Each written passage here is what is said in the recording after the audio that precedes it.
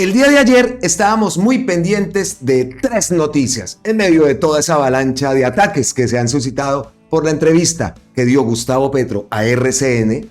Qué casualidad, da una entrevista a RCN y eso se ha armado el zaperoco. Bueno, pero si se la hubiera dado a Levi Rincón o se la hubiera dado a otra, seguro que también hubieran armado, hubieran empezado a editar pedacitos y pedacitos, lo típico que hacen para tergiversar todo. Bueno, pero estábamos pendientes de tres noticias, aquí las tenía yo incluso anotadas. ¿Qué iba a pasar con la reforma pensional? Primer punto, ¿qué iba a pasar con la reforma pensional? Estaba también la reforma alternativa que estaba proponiendo la senadora Norma Hurtado y que tuvo una aceptación, pues más o menos allá en el Congreso. Estábamos pendientes qué iba a pasar con esa reforma, si continuaba o por el contrario se archivaba y continuaba la reforma presentada por el gobierno. Vimos eso, perfecto. Pasó la reforma del gobierno, la reforma de Norma Hurtado fue archivada y no pasó el debate, pues. Esa era una noticia. Otra noticia que estábamos también muy pendientes y que se estaba presentando a la par era en la Cámara de Representantes ese debate sobre la ley estatutaria que busca regular el derecho fundamental de la educación en todos sus niveles. Otra gran noticia pasó en Cámara de Representantes. Ayer vimos bastante movimiento mientras estábamos haciendo la transmisión de la reforma pensional y lo que pasaba. Y la otra que pensamos que se va a dar hoy era saber que el resultado o la opinión de esa comisión que creó Iván Name, que vimos también el miércoles pasado cómo cerró la sesión, le mandó unos dardos envenenadísimos al presidente, otro más, ¿no? Otro más que de verdad que es que uno dice, oiga, es que esta gente sí son demasiado cínicos, ¿no? Hablando de moralidad, ayer lo vimos a Luna, a David Luna, ¡wow! ¡Qué pulcritud! Cualquiera que lo ve dirá, no, esta gente que semejantes corruptos en el partido que tiene más corruptos en la cárcel, oiga, y dando allá clases de moralismo, de moralidad política. Esto es increíble, diciendo que ellos eran los que querían y que solamente pensaban en el bienestar del país. ¡Qué infelices tan descarados! Y después de remate, nos tuvimos, y me van a perdonar la palabrita, que mamar 19 minutos de Miguel Uribe. Ave María, 19 minutos que lo único que dijo fue una cantidad de sandeces, hablando y atacando al gobierno, diciendo hasta el punto que Gustavo Petro se iba a robar la platica por la cara de los ahorros de los colombianos para él mismo montar la constituyente. Y ahora andan con el tema de la constituyente, eso más adelante también veremos todo eso, porque es que no dejan de parar noticias. Bueno, en medio de todo eso, está debatiendo Miguel Uribe y yo vi el post, se lo vi a Gonzalo Guillén. Después muchos medios empezaron a lanzarlo, pero yo lo vi en X primero a Gonzalo Guillén. Y no es que esté diciendo, es que Guillén es el de la exclusiva. No, él tampoco lo ha dicho en ningún momento. Simplemente dice imperdible. ¿Qué pasó? Pues ay. Vean lo que dice Gonzalo Guillén. Pero antes de pasar al artículo y al post que envía Gonzalo Guillén, una conclusión. Después de lo que escuchamos ayer en esos debates, esos moralistas, ¿no? Esos moralistas hablando, el Centro Democrático y Cambio Radical. Es que hay que ser muy cínico.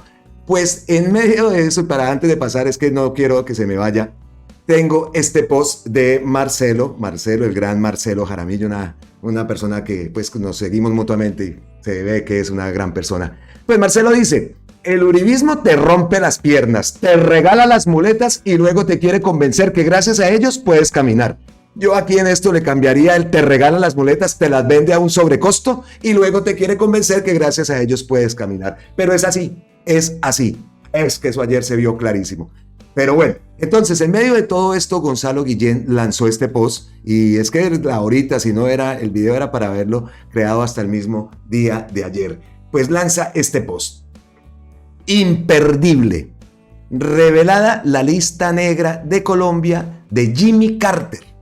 López y Turbay sobresalen. Jimmy Carter's Colombia Blacklist Revelate. Este post lo envió Gonzalo Guillén. Y otro detalle que me llamó mucho la atención. La foto que aparece en Wikipedia de Alfonso López es esta.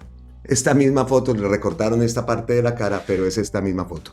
Bueno, entonces, después de eso, envió este post. El documento enumera unas 3 docenas de funcionarios presuntamente relacionados con el negocio ilegal de los estupefacientes. entre los que se incluyen figuras destacadas de los círculos político, judicial y militar. La persona más conocida de la lista, Julio César Turbay. O sea, mientras el Miguel Uribe Turbay estaba allá vociferando y hablando sandeces y lanzándonos improperios contra el gobierno, por otro lado se estaba destapando esto. Es que fue muy llamativo eso.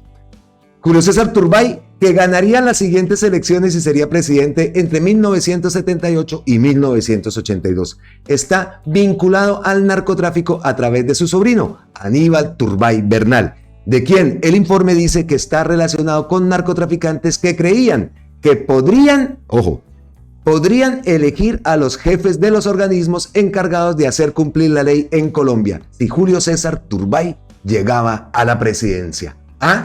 Esto parece de esta época. Esto parece, es que vea lo que dice ahí. Ellos creían que si Julio César llegaba de presidente, podrían elegir a los jefes de los organismos encargados de hacer cumplir la ley en Colombia. Cualquier parecido con la actualidad es pura o mera coincidencia. Y Gustavo Petro también opinó, obviamente, y miren lo que escribe en su cuenta de X. El listado secreto de expresidentes generales oficiales políticos colombianos ligados al narcotráfico a fines de los 70s, los archivos desclasificados, y el otro post que envió es este. Desde el principio del narcotráfico, estaba ligado al más alto poder político. Una imposible narcodemocracia hereditaria, unos gobiernos de patricios narcotraficantes. La democracia es plebeya y honesta. Y ahora sí, vamos a leer el artículo. Es un artículo de esta web que es Archivo Nacional de Seguridad, más de 35 años de acción por libertad de información. El título dice: se revela la lista negra de Jimmy Carter en Colombia. La primera dama, Rosalind Carter, se reúne, esta imagen, ¿no? Se reúne con el presidente Alfonso López Miquelsen de Colombia el 10 de junio de 1977. La señora Carter fue la primera de una serie de emisarios presidenciales en entregarle un duro mensaje a López sobre la corrupción relacionada con las drogas en el gobierno colombiano. Esta es la imagen. El Archivo de Seguridad Nacional publica por primera vez un expediente narco ultrasecreto de 1977. Informe de inteligencia sin precedentes para el presidente colombiano detalló la corrupción entre altos funcionarios. Carter al personal: no envíen helicópteros, denme información de la CIA. Washington, 15 de abril del 2024. Una lista negra muy sensible de funcionarios colombianos presuntamente corruptos reunida por el gobierno de Estados Unidos y presentada al presidente colombiano Alfonso López Miquelsen en julio de 1977 como una forma de ganar influencia sobre la política de drogas colombiana es el foco de un nuevo libro informativo electrónico publicado hoy por el Archivo de Seguridad Nacional, ubicado entre los registros que fueron retirados temporalmente de la Biblioteca Presidencial Jimmy Carter para su revisión de seguridad, pero que luego fueron devueltos. El texto completo del expediente secreto de inteligencia, incluidos los nombres de unas 3 docenas de funcionarios que se cree tienen vínculos con el tráfico de drogas, se publica hoy aquí por primera vez. James Earl, Jimmy Carter, que cumplirá 100 años en octubre, es conocido en todo el mundo como el presidente que negoció la paz entre Egipto e Israel. Alcanzó un importante acuerdo de control de armas con la Unión Soviética, firmó el Tratado del Canal de Panamá, enfrentó enormes desafíos de política exterior en Irán y Afganistán, y quien ha participado en numerosos actos de caridad y buena voluntad en los 43 años transcurridos desde que dejó el cargo. Menos conocida es la participación personal del presidente Carter y la de su esposa, la primera dama Rosalind Carter, al centrar por primera vez la política estadounidense hacia Colombia en el narcotráfico y su influencia corruptora entre los funcionarios del gobierno, un tema que llegaría a definir la relación.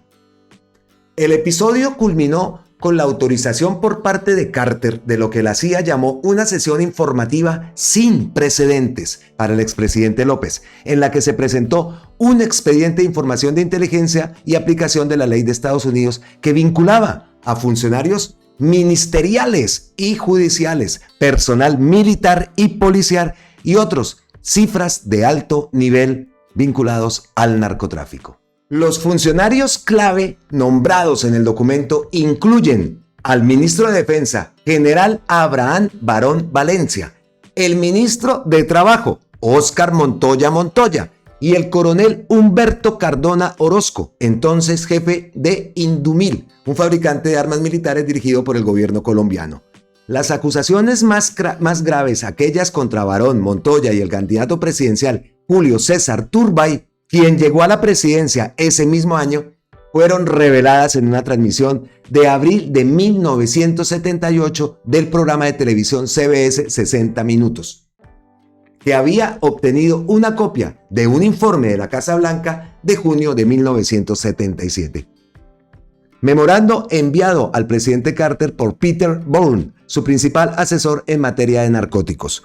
Bourne había instado a Carter a retrasar la venta de 3 helicópteros militares a Colombia y adjuntó un resumen de una página de funcionarios colombianos que se cree estaban involucrados en el tráfico de cocaína, que fue el tema central del informe de 60 Minutos. Esta foto que ven acá es el general Abraham Barón Valencia, ministro de Defensa de Colombia de 1974 a 1978. Es uno de los nombres más destacados en la lista de funcionarios colombianos corruptos. Vemos aquí la foto, véanla, y la vemos ampliada. Si bien una serie de documentos clave del episodio han sido desclasificados anteriormente, incluso en el volumen de Relaciones Exteriores de los Estados Unidos, Cruz de 2018 del Departamento de Estado, la publicación de hoy presenta varios documentos de alto nivel de la Casa Blanca de Carter que nunca antes se habían publicado, incluidas recomendaciones políticas francas de asesores clave. Algunos de los memorandos contienen anotaciones manuscritas del propio presidente Carter, que abogan por políticas de drogas más duras y un enfoque más confrontativo contra la corrupción. Estos incluyen la decisión extraordinaria de reunir y entregar un informe de inteligencia al presidente colombiano. Algunos de estos registros formaban parte del programa de captura remota de archivos, RAC, de la Biblioteca Presidencial Jimmy Carter. El RAC fue una actividad de revisión de seguridad que se remonta a 1995, durante la cual la CIA, los archivos nacionales y otras agencias estadounidenses escanearon cientos de miles de registros de las bibliotecas presidenciales en búsqueda de material confidencial y en muchos casos proporcionaron copias desclasificadas. Posteriormente, el Archivo de Seguridad Nacional obtuvo en masa los archivos Carter RAC, cuando la Biblioteca Carter puso a disposición una gran parte en formato digital. Más de 2.500 memorandos de alto nivel adicionales de la Casa Blanca de Carter, extraídos de la colección del RAC, ahora están disponibles. Los aspectos más destacados de la publicación de hoy incluyen el texto completo del expresidente de inteligencia secreto durante mucho tiempo entregado al presidente López por 3 altos funcionarios estadounidenses el 21 de julio de 1977. La anotación manuscrita del presidente Carter sobre el memorando del asesor antidrogas de la Casa Blanca, Bourne, recomendando vincular la entrega de helicópteros militares prometidos con la corrupción. No envíen helicópteros, denme información de la CIA. Un memorándum informativo del asesor antidrogas de la Casa Blanca, Peter Bourne, para la reunión de Rosalind Carter con el presidente colombiano, que incluía un resumen de una página sobre funcionarios colombianos supuestamente lucrando con el tráfico de cocaína, que meses después se filtraría a miembros de los medios de comunicación internacionales. También hay un memorando del Departamento de Estado que cita las posibles actividades de narcotráfico de Alfonso López Caballero, hijo del presidente López, quien tuvo una larga carrera como diplomático y formulador de políticas y ocupó altos cargos en varias administraciones presidenciales colombianas, sirviendo en la mayoría de los casos recientemente como embajador en Rusia de 2016 a 2022. Un memorando también del especialista en América Latina del NSC, Robert Pastor, que indica que el presidente era mucho más fuerte que su personal en el tema de la corrupción en Colombia y era la persona que más quería incluir los nombres de los funcionarios corruptos del gabinete del gobierno colombiano en su carta a López. El propio Carter dijo que era curioso que fuera más audaz que sus asesores, según Pastor. Más puntos que contiene este informe. La Embajada de Estados Unidos especula que el ministro de Defensa Barón podría decidir ser especialmente útil y cooperativo en asuntos de narcóticos para ayudar a refutar las acusaciones en su contra en el expediente narco. Otro punto, el cable del encargado de negocios Robert Drexler Drexler, quejándose de que el gobierno de López había hecho el mínimo protocolo y básico al acoger la visita de la señora Carter en junio de 1977, tratándola como un evento social solo para mujeres. La preocupación de Estados Unidos por la corrupción de alto nivel en las drogas en Colombia surgió a principios de la administración Carter, y un momento clave ocurrió a finales de abril de 1977, cuando el presidente fue informado de información de inteligencia sobre el ritmo rápidamente creciente del contrabando de polvo blanco en Colombia. La respuesta de Carter, según el memorando del 27 de abril del asesor de Seguridad Nacional al secretario de Estado, fue que Estados Unidos debería plantear esto oficial y enérgicamente al gobierno colombiano. La reacción del presidente Carter desencadenó una cadena de acontecimientos que después de varios meses de preparativos dieron como resultado lo que la CIA calificó como una reunión informativa de inteligencia de alto nivel sin precedentes, en la que Estados Unidos confrontó al presidente colombiano Alfonso López Miquelsen con información que vinculaba a altos funcionarios colombianos, incluido 2 de los miembros de su gabinete, un destacado candidato presidencial y miembros de alto rango de las fuerzas de seguridad al tráfico de drogas. Revelado aquí por primera vez, el memorando, oculto durante mucho tiempo, es un resumen de la información adquirida por fuentes de inteligencia y policiales de Estados Unidos sobre la corrupción de narcóticos en el gobierno colombiano, y parece dirigirse personalmente al presidente colombiano. A López se le dice que los narcotraficantes y sus operaciones se ven enormemente facilitados por la colaboración y protección de funcionarios colombianos influyentes, y que sería muy valioso que su gobierno realizara más investigaciones, especialmente en casos de personajes de alto nivel. El documento enumera unas 3 docenas de funcionarios colombianos que se cree que tienen vínculos con el negocio ilegal de narcóticos, incluidos figuras prominentes de los círculos políticos, judiciales, policiales y militares. La persona más conocida de la lista, Julio César Turbay, que ganaría las próximas elecciones y sería presidente entre 1978 y 1982. Está vinculado al narcotráfico a través de su sobrino Aníbal Turbay Venal, quien según el informe está vinculado a narcotraficantes que creían, ojo, que podrían elegir a los jefes de los organismos encargados de hacer cumplir la ley en Colombia si Julio César Turbay asumiera la presidencia. Recordemos, 1977. Cualquier parecido con la actualidad es mera coincidencia. Cualquier parecido con eso que llama Gustavo Petro, gobernanza paramilitar, que nos lleva desde hace cuánto, gobernándonos, valga la redundancia, pura, mera coincidencia. No tiene nada que ver, pero nada. Increíble, ¿ah?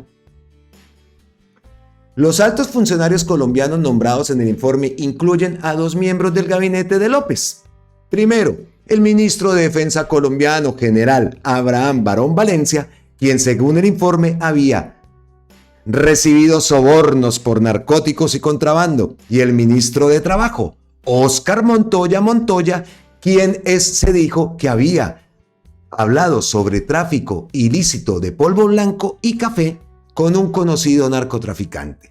Otro funcionario militar clave señalado en el informe es el coronel Humberto Cardona Orozco, entonces jefe de Indumil, un fabricante de armas militares dirigido por el gobierno colombiano, una posición que se prestaba a la corrupción relacionada con los narcóticos. Según el informe de inteligencia, se dice que el jefe de inteligencia de la policía de Cali, capitán Harold Lozano Jaramillo, está operando con un laboratorio de polvo blanco en su residencia en Cali. Entre otros cargos, el informe también dice que el ex jefe de la Policía Nacional, general Henry García Borges, utilizó su influencia para facilitar las actividades de varios importantes narcotraficantes colombianos. Increíble, ¿ah? Si bien parte de la información del expresidente se deriva de investigaciones de la DEA, otra información había llegado a través de la CIA, lo que explica por qué uno de los principales funcionarios de la Agencia para América Latina, Lawrence Larry Lasser, participó en la sesión informativa de López. En una entrevista posterior, Robert Drexler, el encargado de negocios que dirigió la Embajada de Estados Unidos durante gran parte de ese periodo, describió una de las primeras operaciones antinarcóticos de la CIA que dependía de un número muy pequeño de funcionarios encargados de hacer cumplir la ley colombianos de confianza, a quienes Estados Unidos podía monitorear de cerca y a través del cual Estados Unidos recopiló inteligencia sobre los contactos entre los narcos y funcionarios colombianos de alto nivel. La información de inteligencia fue horripilante, recordó Drexler en una entrevista de historia oral con la Asociación de Estados Unidos y Capacitación Diplomática, porque detallaba la rápida propagación de la corrupción. Cualquiera que sea su origen exacto, la alarmante información de inteligencia que despertó el mayor interés de Carter en la corrupción colombiana llegó en un momento de transición para la Embajada de Estados Unidos en Colombia, en medio de lo que Drexler describe como un ambiente caótico en la embajada y crecientes tensiones diplomáticas sobre el nombramiento de un nuevo embajador de los Estados Unidos. El embajador anterior, Philip Sánchez, designado por el presidente Gerald Ford, dejó el cargo el 5 de abril, dejando a Drexler a cargo de la embajada. Sánchez, un designado político republicano, fue un desastre que prácticamente no hizo nada, según Drexler. Aunque no pudimos actuar en conjunto, el cartel de Medellín sí lo hizo. El incipiente sindicato de narcóticos había comenzado a adquirir equipos sofisticados, aviones, telecomunicaciones, dinero, organización e hizo un mejor uso de los funcionarios colombianos para sus propósitos que nosotros para los nuestros, recordó Drexler sobre su tiempo trabajando con Sánchez. Además de eso, Sánchez simplemente había dado por sentado que Carter, como nuevo presidente, lo mantendría en su puesto o en su cargo porque él era latino. Drexler dijo que el Departamento de Estado finalmente tuvo que ordenarle a Sánchez que saliera de Bogotá. Mientras tanto, los narcotraficantes crecieron en fuerza, número y capacidades. A medida que entramos en 1977, estaban muy avanzados en la cartelización del lado de la oferta y nosotros estábamos muy atrasados en siquiera reconocer, por no decir nada, en resolver el problema. El primer reemplazo de Sánchez por parte de Carter, José A. Cabranes, un designado político con vínculos personales con el secretario de Estado Vance, fue otra bofetada para López, quien durante meses se negó a expedirle credenciales y cuando finalmente lo hizo, entonces Cabranes se había retirado de la consideración. Por lo tanto, quedó en manos de Drexler, como encargado de negocios, dirigir la Embajada de Estados Unidos, como él dijo, durante unos 10 meses en 1977, durante un periodo de formación de los carteles de la droga. Como funcionario de alto rango, Drexler participó, tomó fotos, notas y fue testigo ocular mientras los emisarios de la administración Carter intentaban obtener la cooperación de Colombia en la lucha contra los narcóticos, presionando al presidente colombiano para que limpiara la casa. El acercamiento directo de Carter a López durante esta época tumultuosa combinó un aparente gesto de buena voluntad. Carter estaba compartiendo información altamente sensible de investigaciones estadounidenses sobre narcóticos con el presidente colombiano. Con una intimidante demostración de fuerza, Estados Unidos estaba elaborando expedientes policiales sobre funcionarios corruptos en el gobierno de López. La administración Carter dejó en claro que la cooperación estadounidense en otros temas importantes para Colombia, la entrega de los helicópteros militares prometidos, una decisión favorable de Estados Unidos sobre las islas caribeñas en disputa, dependía de que Estados Unidos recibiera garantías de López de que Colombia hablaba en serio sobre el consumo de drogas. Tan sin precedentes como la sesión informativa de inteligencia presidencial fue el papel de la primera dama Rosalind Carter, al preparar el escenario para el enfoque confrontacional del presidente hacia la corrupción relacionada con las drogas en Colombia. La idea de emplear a la señora Carter para entregar un mensaje sustantivo a López durante su gira por 7 países de América Latina en junio de 1977 pareció sorprender a los colombianos durante los preparativos de su visita, irritando a Drexler, quien en un cable a Washington acusó al gobierno de López de cumplir con el mínimo protocolario para la parada prevista de la primera dama en Bogotá y de tratar su visita como un evento social solo para damas. De hecho, las conversaciones de la señora Carter con López cubrieron una amplia gama de temas políticos, incluyendo la no proliferación nuclear, las negociaciones del Tratado del Canal de Panamá, las relaciones de Estados Unidos con Cuba y un nuevo enfoque de Estados Unidos hacia las relaciones exteriores, enfatizado por el presidente Carter, que por primera vez con el tiempo los derechos humanos se convirtieron en un factor en la formulación de políticas de seguridad nacional. Pero su mensaje más importante al presidente colombiano fue sobre la naturaleza alarmantemente extendida de la corrupción, relacionada con las drogas en los altos niveles del gobierno colombiano y la necesidad de que López actuara si quería mejorar la cooperación antinarcóticos entre Colombia y Estados Unidos. La señora Carter alentó a López a reunirse al mes siguiente con el jefe de la Oficina de Control de Drogas de la Casa Blanca, Peter Bourne, y Matea Falco, la alta funcionaria de narcóticos del Departamento de Estado, para discutir el asunto más a fondo. No queda claro en los registros estadounidenses disponibles si la señora Carter mencionó, como afirmó más tarde López, que los emisarios estadounidenses le entregarían un expediente sobre corrupción en narcóticos. La evidencia disponible sugiere que no. En cualquier caso, está claro que la corrupción fue un tema central de su reunión con el presidente colombiano y que le dijo a López que esperara pronto un informe más detallado de los emisarios del presidente.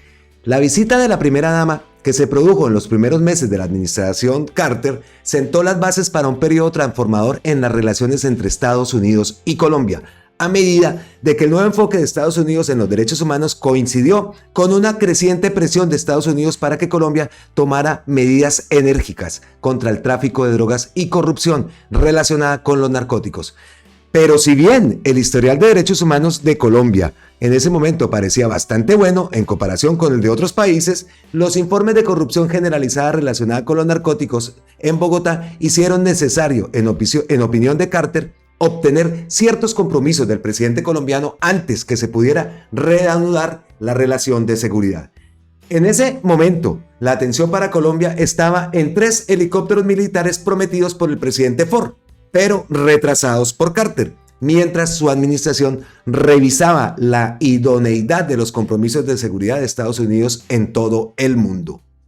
Los narcóticos no habían sido un tema importante en las relaciones entre Estados Unidos y Colombia durante la administración Ford, aunque los dos países llegaron a un acuerdo inicial para que Estados Unidos proporcionara los helicópteros con la expectativa de que ayudarían a Colombia a encontrar y destruir sitios relacionados con narcóticos.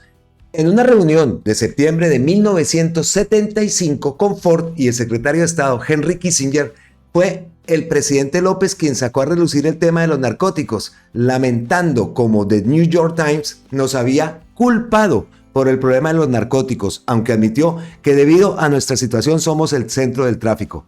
Dijo que Colombia era un país pequeño, que había sido invadido por gente con y sin pasaporte, por aviones, barcos, etc., y que estaban fuertemente financiados desde dentro de Estados Unidos. A lo largo de este año, el Times había publicado una serie de 4 partes sobre el comercio internacional de drogas con Colombia como punto focal principal.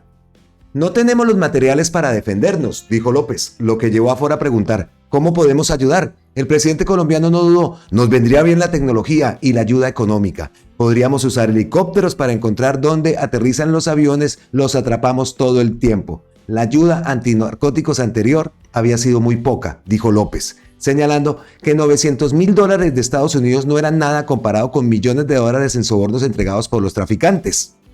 Los operadores de la droga son a nivel mundial, afirmó López. No se puede abordar el problema simplemente enfrentándolo en Estados Unidos. Al día siguiente, Ford le dijo a López que habría $1.3 millones en ayuda por narcóticos a Colombia en 1976, lo que calificó como un aumento enorme y que su administración también consideraría la compra de helicópteros si fuera necesario. ¿Qué tal la historia? Pero está buena, ¿no? ¿Cómo van? ¿Están aburridos? No, para nada. Esto puede a lo que sigue. Los registros de los primeros meses de la administración Carter revelan que Carter tomó un papel activo en la decisión inicial de retrasar la entrega de los helicópteros hasta que estuvieron seguros que el gobierno colombiano tomaría las medidas enérgicas contra la corrupción. Los documentos encontrados en la colección del RAC indican que la cuestión llegó a un punto crítico durante la primera semana de junio y que Bourne, en particular, ayudó a impulsar al presidente a adoptar una postura más confrontativa. El memorando de Bourne al presidente del 2 de junio sobre el tráfico de polvo blanco en Colombia proporcionó puntos de conversación sobre el tema para la próxima reunión de la primera dama con el presidente López y suplicó a Carter que utilizara el tema de los helicópteros, uno de los únicos puntos de influencia que tenemos, lamentando que algunas personas del Departamento de Estado están dispuestas a darle los helicópteros para evitar conflictos. Adjunto al memorando de Bourne había un resumen de una página sobre funcionarios colombianos supuestamente lucrando con el tráfico de polvo blanco. En las márgenes del memorando de Bourne, Carter escribió: no envíen helicópteros, denme información de la CIA. Casi al mismo tiempo, espere un momentico, es que acá hay muchos documentos, cada eso está, vamos a ver a ver cómo está, miren, aquí está el documento.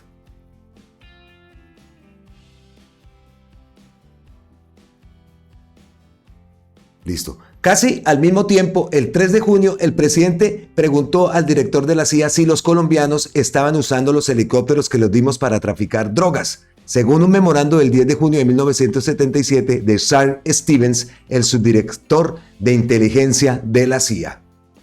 La primera dama llegó así a Colombia justo cuando estaba tomando forma el nuevo enfoque más duro de la administración Carter hacia Colombia, incluida la suspensión de la entrega de la asistencia de seguridad prometida, y su viaje fue visto como un momento para comenzar un diálogo franco sobre la corrupción. En un cable informativo, la Embajada de Estados Unidos, bajo la dirección de Robert Drexler, elogió las habilidades diplomáticas de la señora Carter, diciendo que la primera dama fue especialmente efectiva en la manera en que planteó a López y al ministro de Relaciones Exteriores, Indalecio Líbano, con firmeza y fuerza. La preocupación del gobierno estadounidense por la corrupción en el gobierno colombiano, sin ofender la sensible sensibilidad de López, lo que bien podría haber causado una reducción en la cooperación del gobierno colombiano en la interdicción de narcóticos. El comentario de Drexler sin duda reflejó su preocupación expresada en una historia oral, de que adoptar una línea demasiado dura con el gobierno colombiano en materia de corrupción podría haber descarrilado todo el esfuerzo antinarcóticos de Estados Unidos allí. Varios documentos del programa RAC, publicados aquí por primera vez, muestran que el presidente continuó involucrado personalmente en la toma de decisiones políticas en Colombia. Mientras la comunidad de inteligencia se preparaba para informar a López sobre la narcocorrupción en el gobierno colombiano, el memorando de Peter Bourne a Carter antes de una reunión de gabinete sobre Colombia, el 20 de junio, decía que el grupo formado por funcionarios de la Oficina Política contra el Abuso de Drogas, de la Casa Blanca, la DEA, el ENSC y la CIA y el Departamento de Justicia deberían considerar qué tipo de presiones que Estados Unidos podría aplicar hacia Colombia y qué garantías debería extraer del presidente de Colombia antes de liberar helicópteros y otro tipo de apoyos. Bourne señaló que Colombia ha sido un problema particular con respecto a la falta de esfuerzo gubernamental para controlar los narcóticos y la corrupción generalizada. Un participante de la reunión, William Luers, subsecretario de Estado adjunto para Asuntos de la República Americana, ARA, escribió en un memorando que la discusión se centró en la corrupción, qué ministros y altos funcionarios están involucrados y cuánto se conoce de López Michelsen. Las notas de Luers indican acuerdo en que Carter enviaría una carta no tímida a López, diciendo que el presidente tiene conocimiento de corrupción de alto nivel y advirtiendo que el buen nombre de Colombia podría verse dañado. La carta, que sería entregada personalmente a López durante la próxima visita de Bourne y Falco, propondría el establecimiento de una comisión conjunta de alto nivel para desarrollar la máxima cooperación e intercambiar información de inteligencia sobre tráfico y corrupción. Más tarde, ese mismo día, en su Evening Report, el asesor del NSC para América Latina, Robert Pastor, señaló cómo fue Carter en la reunión de gabinete del 20 de junio, quien nos pidió a Pastor y Falco que revisáramos la carta que Peter Bourne entregará al presidente López Michelsen el miércoles. El presidente quería que la carta y sus emisarios dejaran claro a López que el presidente es consciente del grado de corrupción en el gobierno colombiano y siente que una mayor cooperación entre nuestros dos gobiernos dependerá de si el presidente López aborda este tema de manera efectiva. Según Pastor, fue Carter quien había querido nombrar al ministro de Defensa colombiano. El presidente fue mucho más fuerte en ese tema que el resto de nosotros, escribió Pastor en un memorando del 27 de junio. que maté a Falco y yo pensamos que deberíamos incluirlo. Según Pastor, el propio Carter pensaba que era curioso que fuera más audaz que sus asesores. Pero a Brzezinski le preocupaba que la carta redactada por Pastor y Falco y deseada por Carter fuera demasiado incendiaria, señalando en un memorando al presidente del 25 de junio que hacía una acusación muy seria, pero sin ninguna prueba convincente. El asesor de Seguridad Nacional compartió sus fuertes reservas sobre la conveniencia de señalar tan directamente a un ministro del gabinete de López, recomendando en cambio que Carter exprese la proposición que tenemos motivos para creer que varios altos funcionarios del gobierno colombiano podemos estar beneficiándolos del tráfico de drogas, y continúa indicando que estamos en condiciones de proporcionar dicha información. Brzezinski sugirió que Bourne podía entonces señalar con el dedo de manera más directa y con suerte con mayor efecto.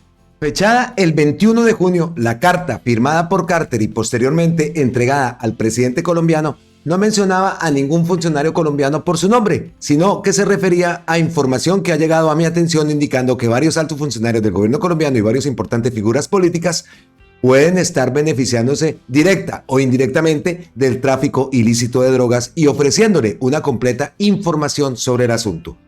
Durante su viaje posterior a Colombia, los enviados presidenciales Bourne y Falco entregaron la versión atenuada de la carta de Carter a López, que inmediatamente abrió y leyó. Y le dijeron que el presidente Carter tiene una lista de funcionarios colombianos de alto nivel involucrado en el tráfico y estaría encantado de organizar una sesión informativa privada para López por parte de representantes de la comunidad de inteligencia de Washington. Al aceptar la oferta, el presidente colombiano, que era muy consciente del nuevo énfasis de la administración Carter en los derechos humanos internacionales, pareció trazar una distinción entre Colombia y las dictaduras militares de Chile y Argentina, que estaban cada vez más en desacuerdo con la administración Carter por su nueva política. Énfasis en la moralidad y la justicia en la formulación de políticas exteriores.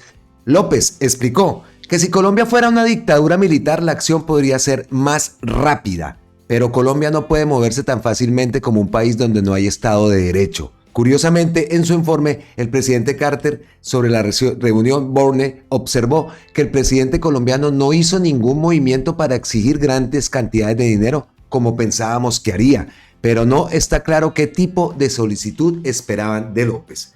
En cualquier caso, la administración Carter estaba lo suficientemente satisfecha con el resultado de la visita Bourne-Falco como para aprobar la entrega de los helicópteros estadounidenses pendientes desde hacía mucho tiempo y varios otros artículos que habían sido retrasados mientras Carter buscaba las garantías del presidente colombiano sobre la corrupción de narcóticos. Algunos de ellos parecen estar relacionados con la inteligencia, incluidas las discusiones sobre un proyecto de comunicaciones regionales que se puso en marcha poco después de la visita de Bourne-Falco y la idea de incluir en la sesión informativa para López inteligencia adicional sobre los cultivos de opio. Esto último, según Drexler, estaba en el espíritu de las ofertas de intercambio de inteligencia de Bourne-Falco.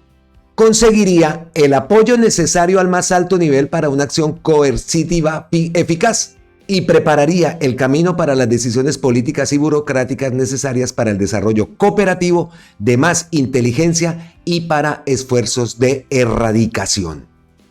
El informe de inteligencia le fue dado a López el 21 de julio en Bogotá por Bourne, Bessinger y Larry Lasser de la CIA.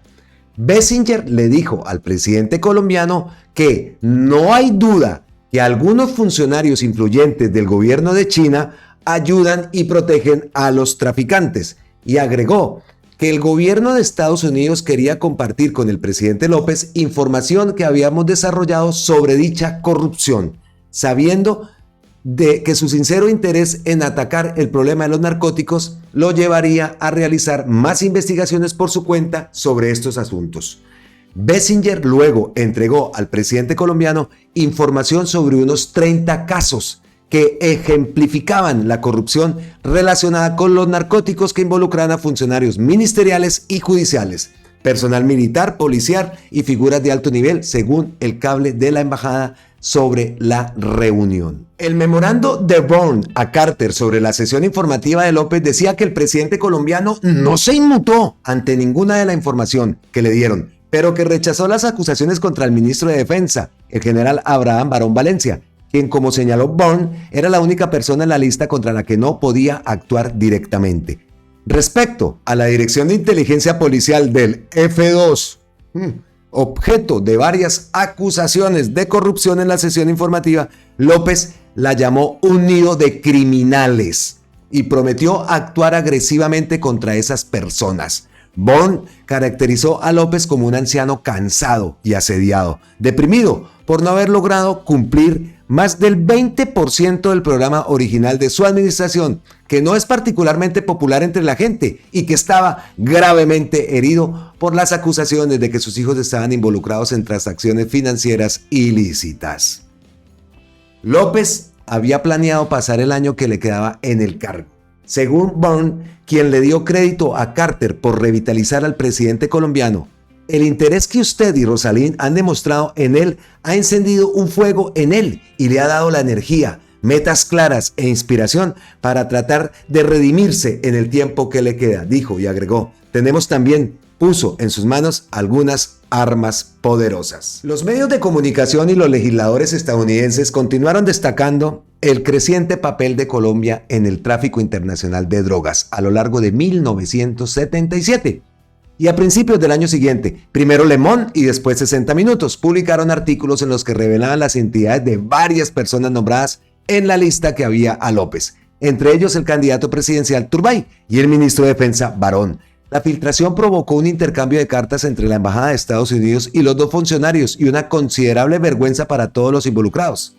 El corresponsal de 60 Minutos, Harry Moses, dijo que el episodio puede llegar a ser el mayor error diplomático de la administración Carter en América Latina, y al menos algunos de los partidarios de Turbay pensaron que las revelaciones en realidad podrían haber aumentado las posibilidades de su candidato en las próximas elecciones. Para entonces, Estados Unidos, con un nuevo embajador finalmente designado, había aliviado la presión sobre Colombia, con la esperanza de comenzar de nuevo con Turbay, cuya victoria en ese momento parecía segura. Documentos 37 y 42, Por su parte, Drexler dijo que había llegado a arrepentirse de estar entre aquellos que habían tratado de bajar el tono del enfoque más duro de la administración Carter hacia Colombia y la corrupción, temiendo que una confrontación sobre el tema pondría en peligro los avances que habían logrado al centrar a Colombia en los narcóticos. Problema, refiriéndose a la visita de Rosalind Carter, Drexler dijo que le había suplicado que no siguiera las instrucciones de su marido, de adoptar una línea muy dura con Colombia, y sentía que al final había logrado persuadir a la primera dama para que restara importancia al asunto. Se reunió con el presidente, tocó el tema de la corrupción a la ligera y continuó confirmando que los helicópteros vendrían como lo hicieron. Más tarde me arrepentí de esto, continuó Drexler, y creo que cometí un error, que siempre tuvieron razón en Washington, que deberían haber trazado la línea, entonces que hubiera sido mejor tener una confrontación con López en ese momento. Ese punto, después de recibir los helicópteros, Drexler dijo que fue inmediatamente invitado a un paseo alegre con el alto mando militar colombiano, quienes para mí estaba claro que pensaban que estaban recibiendo algunos juguetes nuevos, maravillosos, y que probablemente iban a desviar estos helicópteros a sus propios fines en lugar de utilizarlos para la interdicción de drogas. Vaya por Dios. Conclusiones se pueden sacar, muchas personas también dirán, oiga, esta interferencia de los yanquis, o a mí personalmente me pareció como ese punto en que llegaban hasta pensar ellos en nombrar el ministro de Defensa en Colombia. Pues los yanquis que no vengan aquí de mucha moral, ¿no?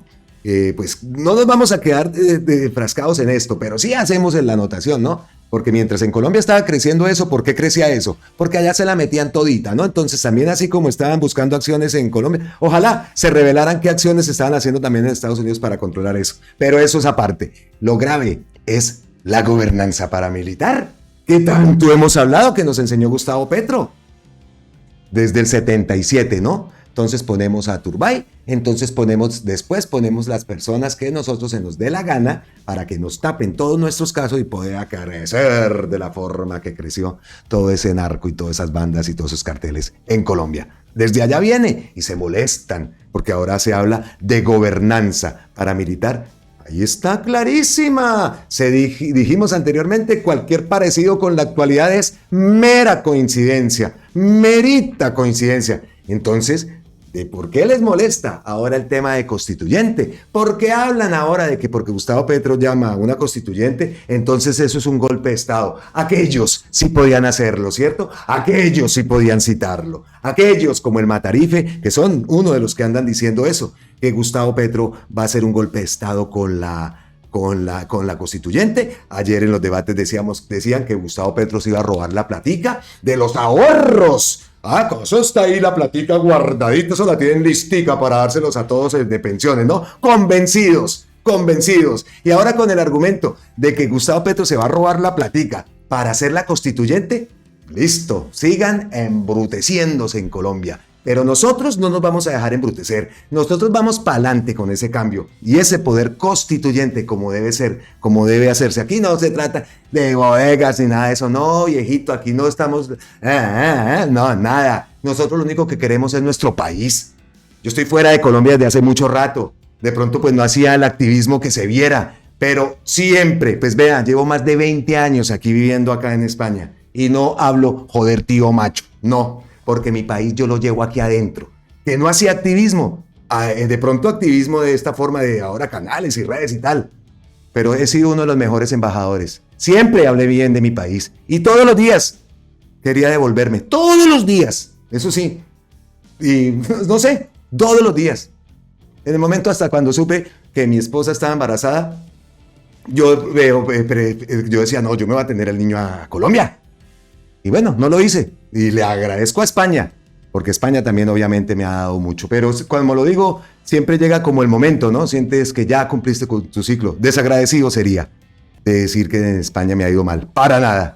A mí me ha ido bien, pues llevo lo más grande que tengo en mi vida, que es mi hijo, y es español, con colombiano, bueno, de las dos, pero él nació acá, aunque su corazón también es colombiano. Él también, incluso habla como colombiano, aunque él puede dominar las dos formas, ¿no?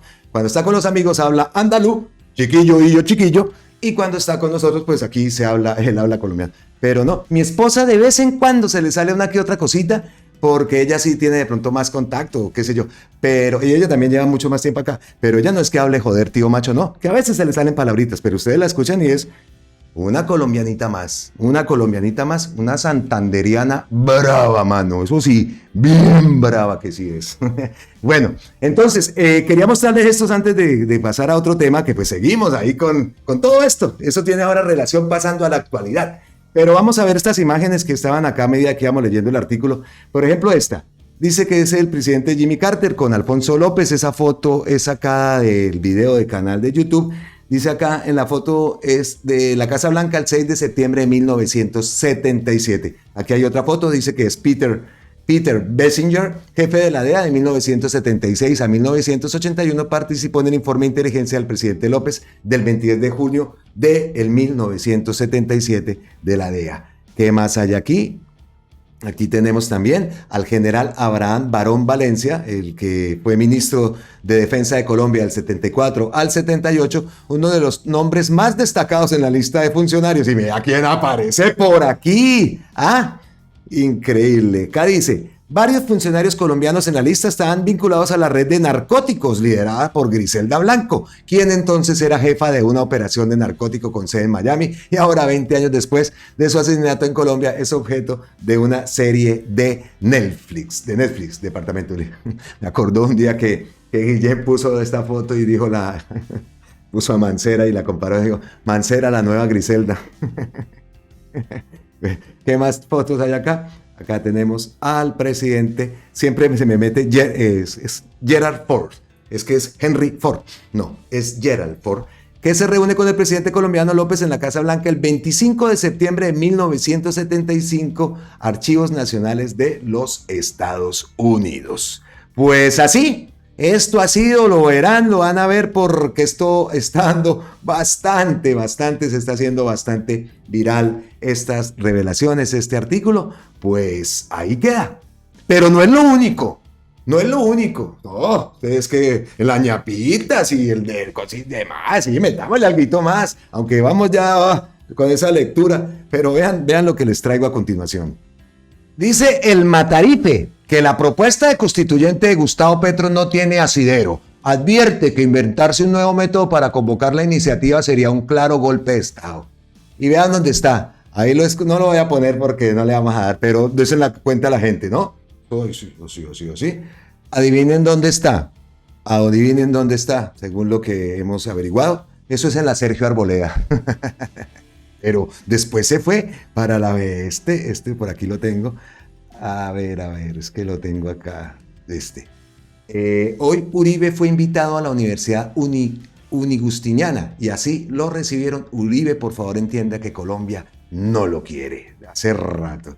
A ver.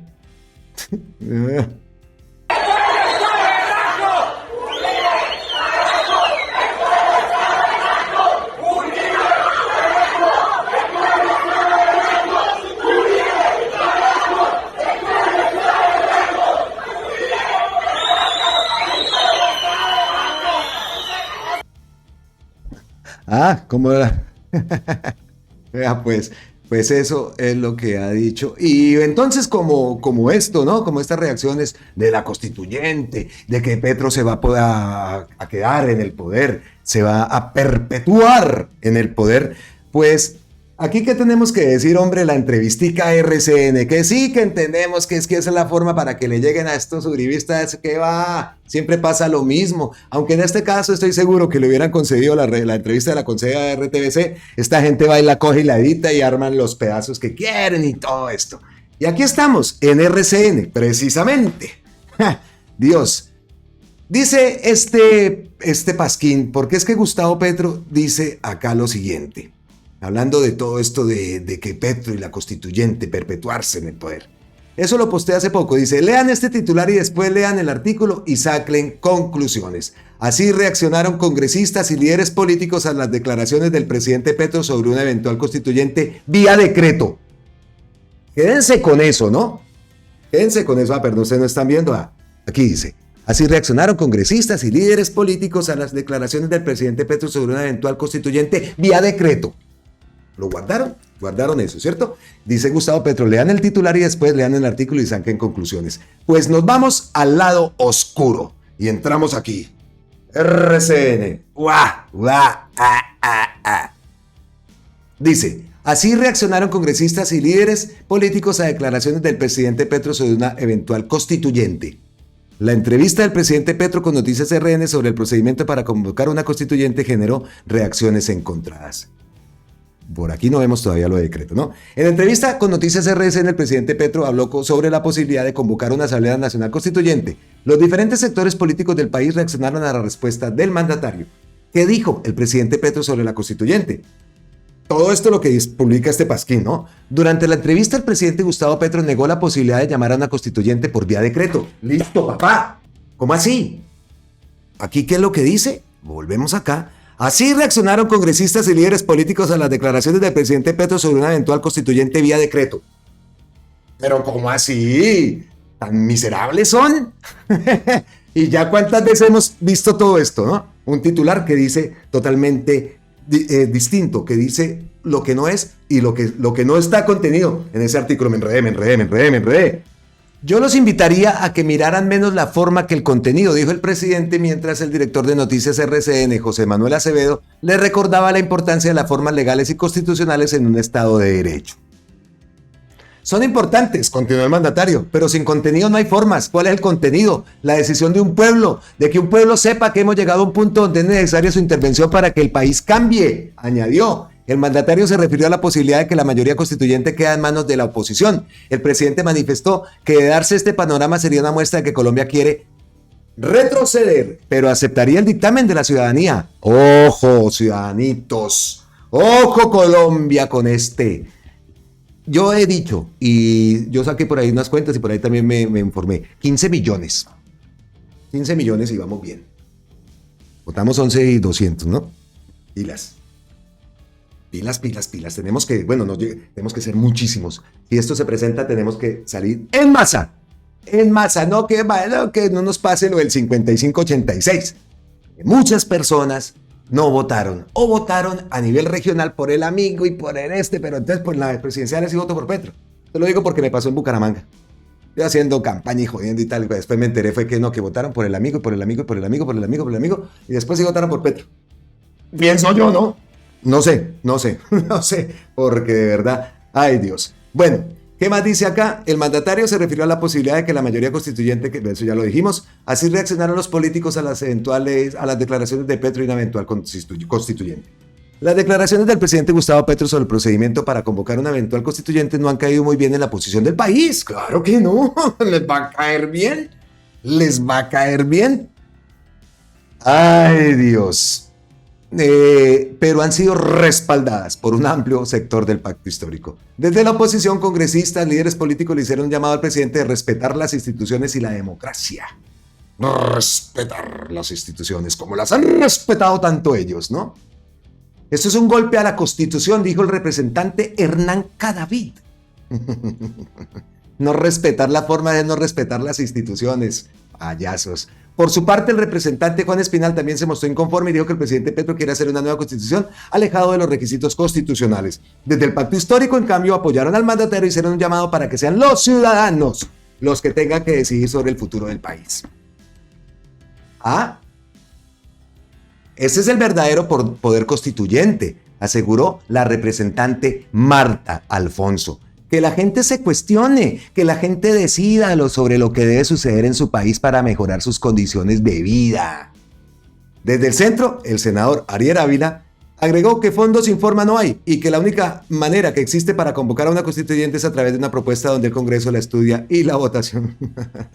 La única forma de convocar a una constituyente es que el presidente presente una propuesta al Congreso y el Congreso la discuta y la votación, dijo Ávila. Eso es en el mejor de los casos, si se presentara. Ya, la nueva constituyente estaría lista en 2 años, agregó. Por su parte, Vargas Lleras aseguró que las declaraciones de Petro le han dado las razones en su disentimiento, que consistiría en que el gobierno finalmente convocará una constituyente vía decreto, saltándose. Ay, Dios, el presidente Álvaro Uribe también se refirió al tema, manifestó que si convoca una constituyente estaría hablando. ¿Dónde dijo decreto? ¿Pero por qué son tan miserables? Si aquí al principio dice, estos mismos. ¿Dónde fue? A ver, es aquí, ¿no? Durante la entrevista, el presidente Gustavo Petro negó la posibilidad de llamar a constituyente por decreto. Miserables. Eso es lo que son los miserables. Y vámonos de este pasquín, de verdad. Y ahí sí, como dice Petro, lean el titular y después lean el artículo. Saquen las conclusiones, háganme el favor, saquen ustedes las conclusiones, que ahí queda clarito. No nos desviemos, no nos desviemos. Ya salimos de ese lado oscuro. ¿Qué más tenemos por aquí? A ver. Esta parte también. Mire quién salió. Por supuesto, dice, la honestidad de Álvaro Uribe Vélez siempre triunfará. Millones de colombianos estamos de su lado, miserables. Y acá dice Juliana Malaparte, el papá de los bobos. Pero Margarita Rosa, que la traigo aquí, también dice, es menos peligroso que un bobo. La mencha, grande. Acá hay una parte también de la entrevista, no la voy a poner porque la verdad hasta me tumban el video, pero dice Gustavo Petro, les presento buena parte de la entrevista sin edición en esta red. Compare lo que dijeron los diferentes voceros de la extrema derecha cuando afirman que yo iba a convocar a una constituyente por decreto y lo que en realidad afirmé aquí. Espere a ver. A ver, aquí un segundito, a ver, espérenos, que es que... Se responde con un sí o con un no. ¿El presidente Gustavo Petro va a convocar una constituyente por la vía de un decreto o en el marco de una emergencia o conmoción interior? ¿Sí o no, presidente? La Constitución establece las vías del poder constituyente. El poder constituyente no se convoca. Es el pueblo el que se convoca él mismo para decidir sobre aspectos fundamentales del país. Ese es el poder constituyente. Yo pienso que el poder constituyente ya arrancó. O sea, que tenemos una población que cada vez más decide tomar decisiones. Decide, no es una redundancia. Cada vez más un pueblo no que protesta, sino que decide. Y eso debe terminar en un instrumento de aplicación constitucional como tal, como la Constitución del 91. Respetando lo dicho por la Constitución, claro. No vía decretos. Eso está claro. Yo lo vea, pero así es. ¿Por qué? ¿Siente que el proceso va a tardar demasiado, presidente? O puede acelerarse mucho, hay que ver. Pero en todo caso... Eso depende de la población. Claro, le reitero. Bueno, eso es A ver. A través de una Sí, pero es emergencia, que no a yo través de una los conmoción. invitaría a que miraran al menos la forma.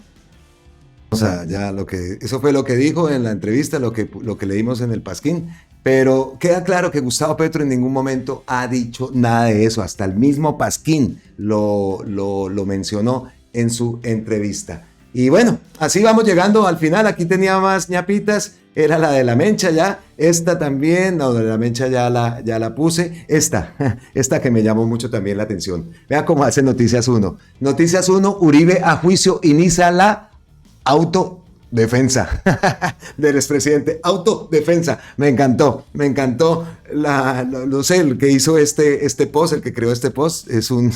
pero estuvo buenísimo. Y cerramos con este post de Gustavo González que dice: de tal suerte que Colombia ha tenido varios presidentes ligados al narcotráfico y ahora los hijos y nietos de esos zampones son los referentes morales. Simulen asombro. Sí, el asombro, ¿no? Y está. Queda perfecto el post de Gustavo. Bueno, entonces ahora sí, llegamos al final de este video. Espero que les haya gustado, espero que lo compartan, que se suscriban. Necesitamos llegar a 100,000 suscriptores. Hágame el favor. Por favor, si no se ha suscrito, te lo pido. Una suscripcioncita, un like, un compartir, eso para nosotros es clave para que nuestro contenido llegue a más y más personas. Y más yo que estoy por acá solito, que yo no voy por el logaritmo de Colombia. Aquí nosotros nos le metemos allá, pero entiendo, por lo que he podido investigar, el logaritmo aquí en Europa va por otro lado. Así que se los pido, por favor, si no se han suscrito, suscríbanse al canal si les pareció bueno lo que hacemos. Por favor, por supuesto. Muchísimas gracias si lo hacen. Muchísimas gracias a todos los que lo han hecho. Y abrazotes ancestrales desde la distancia. Y como siempre, ya les dije gracias, pues no sobra. Gracias, totales, eternas, infinitas para todos ustedes. Nuestro eslogan: recuerden que ustedes son parte nuestra. Déjenos ser parte de ustedes. Abrazos, nos vemos en la próxima. ¡Mua! Chao.